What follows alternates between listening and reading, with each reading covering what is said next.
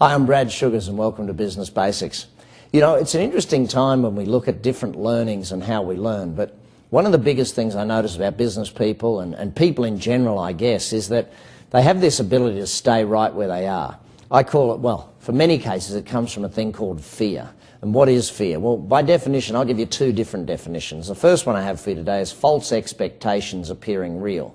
You know, the number of times in our head we have this ability to create a negative and believe that it's possible that this will happen, to create a negative. You know, if you think back about all of the things that you've had a fear of and how many of them actually became a reality, you know, you'd worry a lot less. You'd be scared or you'd be fearful a lot less than you actually are. You know, it's kind of interesting because we all have someone in our life who is the major worrier. For me, it was my mother. My mother was an exceptional worrier, and I think that's why I'm good at not doing it, because she did enough for all of us, I believe.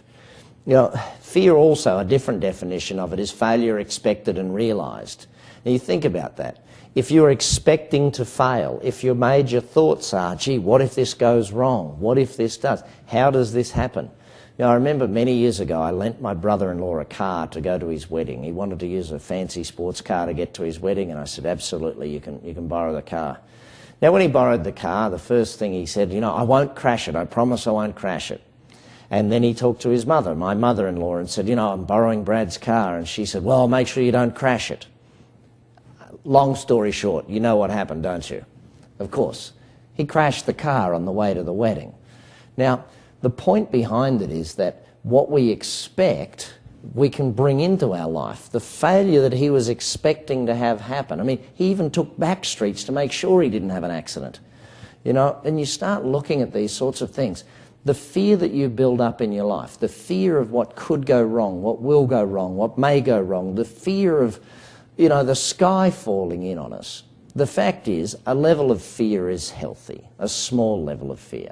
But to run your life based on fear, to run your life based upon what could go wrong, it's never going to be a great thing.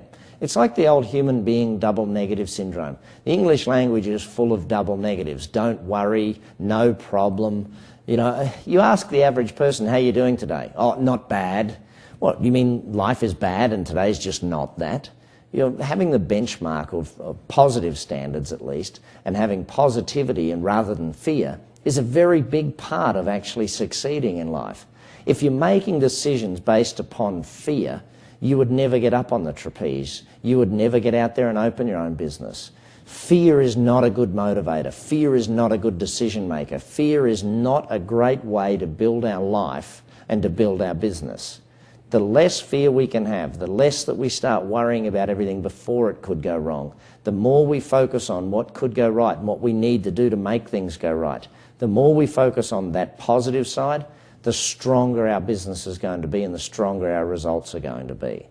Now, second part to this, if you take a look, I did a test many, many years ago around this thing called self-sabotage. I ran an advertisement. It was the same advertisement, but I ran it with two different numbers in it. The first time I ran it was a help wanted ad, position vacant. The first time I ran the advertisement, I had the number of salary $50,000 in the advertisement. I actually wrote it in the advertisement. And I tested how many responses we got. The following week, I placed the exact same advertisement, but this time salary $250,000. Now, I'll give you a guess. To which one of the ads did I get more responses? Yeah, you guessed it. You know that I got more responses to the $50,000 ad than I did to the $250,000 ad. Now, I assume that might have been the case, but nowhere near 10 times the number of people for $50,000 than for $250,000. It's amazing the number of people that sabotage themselves by doing simple things like undervaluing themselves, by doing simple things like not making the phone calls they know they need to make in order to succeed.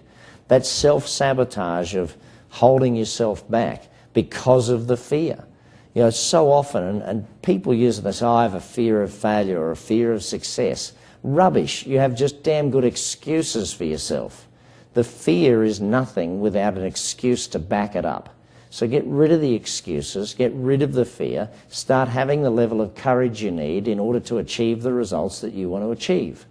You know, very simply put, self-sabotage is where you become your own worst enemy, where you stop yourself succeeding. Fear is a major driver of self-sabotage. I want to see more and more success coming out of everyone, you included.